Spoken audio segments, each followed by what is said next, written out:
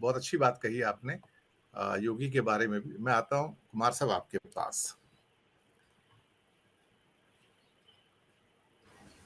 बीज तो बिहार से निकलेंगे, पेड़ भी वहां से बनेगा, क्योंकि बड़ी बड़ी क्रांतियां जो होती हैं वो उस प्रदेश से होती हैं जहां पे गरीब, किसान, मजदूर उठकर खड़े होते हैं और सड़क पर आते हैं। और बिहार उस मामले में हमेशा अग्रणी रहा है, इसमें कोई शक वाली बात नहीं है। नीतीश बाबू ने चैलेंज तो एक तरह से दे ही दिया है, संयोजक बन के कहो या एक कोऑर्डिनेटर बन के कहो, हालांकि डिक्लेयर्ड नहीं है। लेकिन हाँ, उसका खौफ अभी से आना शुरू हो गया है कि हाँ, केजरीवाल भी कुछ अच्छी भाषा की बात कर रहे हैं, तेलंगाना के मुख्यमंत्री भी कह रहे हैं, स्टालिन भी कह रहे हैं। तो कहीं ना कहीं एक कॉमन प्लेटफॉर्म बनता नजर आ रहा है। हर स्टेट में ना बन पाए, लेकिन ओवरऑल एक बनता नजर आ रहा है, इसमें कोई शक वाली बात नहीं। और मोदी जी अपने सामने प्लेटफॉर्म नहीं चाहते हैं, एक चेहरा चाहते हैं, एक ऐसा चेहरा जिसको वो कन्फ्रंट करे, जिसका वो उपहास कर सके, जिसका वो मजाक बना सके, जिसको वो कट टू द पीसेस कर सके। लेकिन विपक्ष वो चेहरा देने को तैयार नहीं है। ये उनकी बहुत बड़ी मजबूरी है। हालांकि दुनिया अब एक ऐसे टाइम में आ गई है जहां कल्ट फिगर चल रहे हैं। एर्डोगान वो चल रहे हैं, इसके अलावा पुतिन है, जीपिंग है, मोदी हैं, नॉर्थ कोरिया के किंग हैं, नेतन्याहू हैं, मैं आपको बताऊं।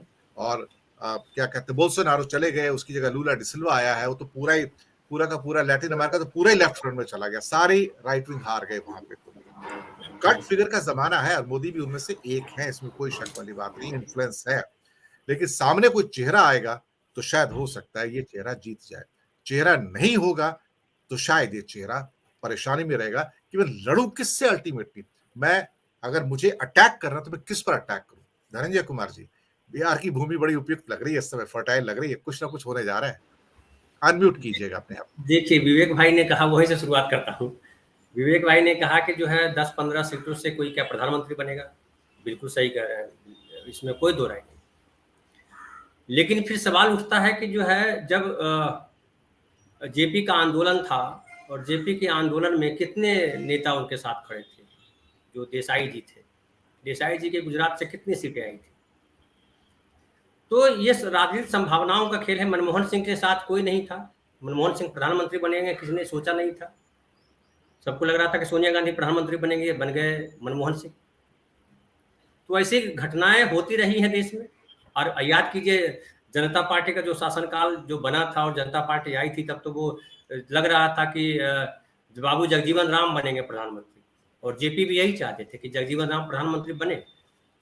लेकिन देसाई साहब जो है वो तो जब से नेहरू जी हटे तभी से प्रधानमंत्री बनना चाह रहे थे और एक तरह के कुंठा में जी रहे थे। फाइनली वो प्रधानमंत्री बने और क्या हुआ, देश के सामने कितना बड़ा बदलाव आया वो हम सब लोगों ने देखा। देखिए, ये चेहरा जो है ना, चेहरा दो ही हुआ इस देश में। एक चेहरा हुआ नेहरू का और दूसरा चेहरा हुआ इंदिरा गांधी का। तीसरा कोई चेहरा नहीं है। मैं नहीं मानता हूं कि मोदी जी चेहरा है।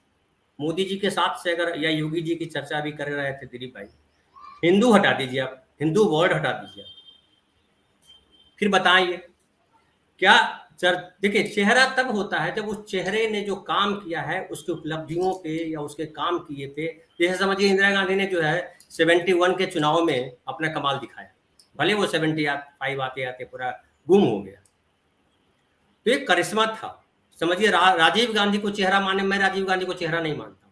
राजीव गांधी को इसलिए वोट मिला कि इंदिरा गांधी की हत्या हो गई थी और उनको ढेर सारे वोट मिले। फिर बाद में क्या हुआ। तो मोदी जी या बीजेपी में जो भी आज लोग हैं, अगर हिंदुत्व को जो हिंदू हिंदू करते हैं, हिंदू मुसलमान जो लड़ाने का काम करते हैं, उसके अलावा इनके पास कौन सा एजेंडा है। ये हटा दे हिंदू को और जैसा संविधान है उस तरह से लड़ाई लड़े। मैं दावे के साथ कहता हूं कि 100 से आगे सीट इनको कभी नहीं आएगी, जिसे अडवाणी जी के समय में हुआ था। अडवाणी जी कभी नहीं पार कर पाया कि प्रधानमंत्री वाला। 2 बार तो वेटिंग रह गया और सोनिया गांधी से हार गए वाजपेयी जी।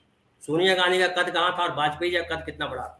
वाजपेयी जी का कद इतना बड़ा था, मैं मानता हूं कि इंदिरा गांधी के बाद अगर किसी का कद हुआ इस देश में तो वाजपेयी जी का हुआ, कि बियॉन्ड पार्टी कोई भी आदमी उनके समर्थन में खड़ा था। और इसलिए वो 3 बार प्रधानमंत्री बने, भले कम कम समय के लिए बने। और उनके प्रधानमंत्री के काल को अभी भी कोई खराब नहीं मानता। हम भी उनके वोटर थे और प्रधानमंत्री को हम बड़ा नेता मानते थे। मतलब इंदिरा गांधी ठीक है जीत करके आ गई बांग्लादेश या कई सारी चीजें की, लेकिन मैं ज्यादा मजबूत नेता मानता रहा हूं वाजपेयी जी। मोदी जी उनके सामने कहीं नहीं खड़े होते। और मोदी जी की जीतने की दो बड़ी वजह मैं मानता हूँ। एक बड़ी वजह रही कि अन्ना जी अचानक प्रकट हो गए गांधी बन करके, और लगा कि अन्ना जी के आने के बाद जो है देश एकदम बदल जाएगा। जबकि हम सब जानते हैं कि भ्रष्टाचार से देश की मुक्ति किसी युग में नहीं होने वाली, कोई भ्रष्टाचार नहीं हटा सकता है, क्योंकि हम एक एक आदमी भ्रष्ट है। इस देश का हर आदमी भ्रष्ट है, जिसको जहां मौका मिले। कोई 5 किलो अनाज ले रहा है, कोई 500 रुपया घूस ले रहा है, कोई 5 करोड़ ले रहा है, कोई 500 1000 करोड़ ले रहा है। सब घूस, सब उसी पे जीवित है। सबको लग रहा है कि ये पैसा आ जाए तो जीवन संवर जाए, जीवन बदल जाए। एक और बात कहूं कि हमेशा कहा जाता रहा है, किसी बड़े विद्वान ने कहा कि प्रशंसा जो है विष के समान है और थोड़ी थोड़ी मात्रा में लेनी चाहिए। इसके पीछे क्या है? इसके पीछे ये है कि इंदिरा गांधी वो ताकत थी, या नेहरू में वो ताकत थी, इवन वाजपेयी जी में वो ताकत थी। प्रशंसा को पचाना जानते थे। वो जानते थे कि जो प्रशंसा कर रहा है वो वाकई मेरी काबिलियत है या नहीं है, क्योंकि वो पढ़े लिखे व्यक्ति थे, वो दुनिया को जानते थे, दुनिया की राजनीति को जानते थे। मोदी जी की डिग्री का पता नहीं है, कितनी राजनीति जानते हैं वो हम सब देख रहे हैं कि खाली हिंदू मुसलमान के अलावा कुछ नहीं है। और अभी जो है मलिक साहब ने जो ये किया है, जाहिर किया है कि पुलवामा का जो कांड हुआ, उससे तो और घृणास्पद चेहरा दिखाई पड़ता है कि ऐसा आदमी होता है, ऐसा व्यक्ति प्रधानमंत्री है जो 40 सिपाही, जो सेना के 40 जवानों को मरवा दे और कहे कि मैं देशभक्त हूं। वो सेना के लिए बात करे, कहे कि मैं सेना के लिए ये हूं। तो ये तो अभी योगी जी ने जो किया है, ठीक है, कुछ लोगों को लग सकता है कि वो जो है बहुत कमाल काम कर दिए, इनसे वोट बढ़ जाएगा। मुझे नहीं लगता। वोट जो है केवल कुछ घटनाओं से नहीं बढ़ता, वोट बढ़ता है कि जो आपका समाज है वो कितनी ऊंचाई पे गया या कितने नीचे आ गया। तो यूपी में भले आज लग रहा है कि बड़ा कमाल काम हो गया है, लेकिन 2 मुसलमान अपराधी को मारने के लिए 3 हिंदू अपराधी खड़े किए आपने। अब उसको भी कल मारेंगे, आप नहीं मारेगा, कोई और मार देगा उसको। लेकिन न्यायालय का क्या? हम सभ्य समाज की तरफ जाना चाहते हैं या असभ्य समाज की तरफ जाना चाहते हैं? ये सोचने वाली बात है। और जिस जिस चेहरे की बात कर रहे हैं, उस चेहरे के साथ सभ्यता नहीं है, असभ्यता का प्रतीक बन गया वो चेहरा। हम इतने नीचे नहीं कभी गए। 75 साल हमारी आज़ादी को हो गए, 75 साल से हम सत्ता में हैं, इतना सड़ा हुआ चेहरा किसी व्यक्ति का आज तक नहीं दिखाई पड़ा। और ये जो अभी भाई साहब बोल रहे थे, दिलीप भाई साहब की गलतियों से, मैं तो मानता हूं सबसे ज्यादा गलतियां इस देश में अगर कोई प्रधानमंत्री या कोई नेता किया है, उसका नाम मोदी है। नरेंद्र मोदी से ज्यादा गलतियां कौन की है?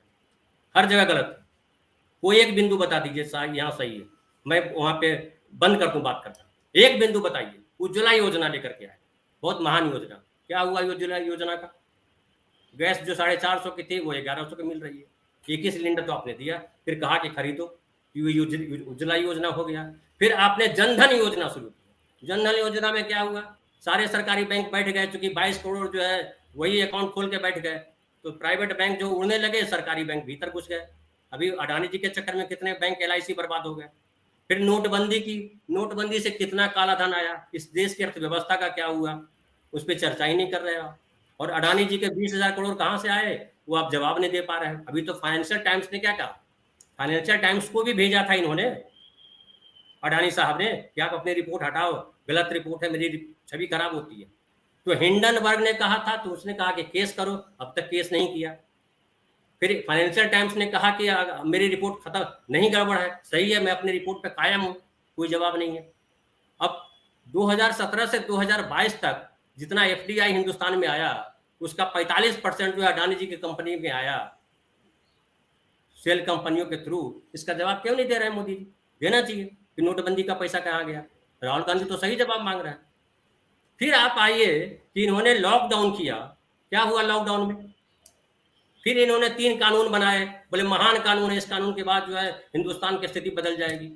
750 किसान मरे, उसके बाद वापस ले लिया और बोला कि हमारी तपस्या में कमी रह गई। तो कौन सा काम किया?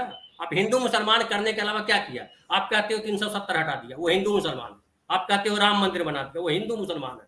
आप कहते हो कि जो है तलाक का हमने काम करते हो, हिंदू मुसलमान है। इसमें इस देश के नागरिकों की स्थिति कहाँ सुदृढ़ होती है? एजुकेशन पे क्या किया? हेल्थ पे क्या किया?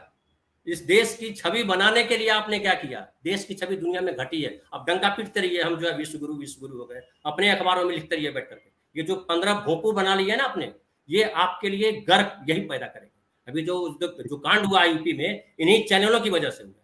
और ये चैनल आप चला रहे हैं ना, ये आप हत्या का जो लाइव रिकॉर्डिंग दिखा रहे हैं, ये एक दिन आपको भुगतना पड़ेगा। जैसे आडवाणी जज भुगत रहे हैं ना, उनके मुंह से बकार नहीं निकल रहा। एक लाइन बोला उन्होंने, 10 साल से शासन चल रहा है, क्यों नहीं बोल रहे हैं, क्यों चुप्पी साध गए? आरएसएस का इतिहास यही है, यहाँ लोग चुप कर दिए जाते हैं, बोलेंगे मार दिए जाएंगे, या पता नहीं क्या होगा। तो ये लोग जो है, ये हिंदू मुसलमान के अलावा कोई इनका एजेंडा नहीं है, कुछ नहीं आता इनको, खाली हिंदू मुसलमान करेंगे। देश को चलाना इनको नहीं आता। वाजपेयी जी को आता था, उन्होंने देश चलाया, हिंदू मुसलमान नहीं होने दिया। ये बड़े गौरव की बात है कि ऐसे व्यक्ति थे, लेकिन मुझे नहीं लगता अब ऐसा कोई व्यक्ति है। और एक लाइन और बोल के खत्म करूं, ये जो कहते हैं कि चेहरे पे वोट मिलेगा, अरे ये संसदीय लोकतंत्र है, इसमें सांसद चुनता है व्यक्ति, प्रधानमंत्री नहीं चुनता है। या तो हर जगह से आप लड़ लो, जितने जो प्रधानमंत्री कैंडिडेट है वो 543 सीट पर लड़ लो, समझ में आ जाएगा किसको कितना वोट मिलेगा। फिर क्यों सांसद बनाते हो आप? और आप चुन लो कि ये हमारे साथ रहेंगे, ये मंत्री बनाने का जो अधिकार प्रधानमंत्री को है, तो किसी भी आदमी को प्रधानमंत्री मंत्री बना लो, उसको राज्यसभा में ले आना, राज्यसभा में भी 250 सीटें हैं।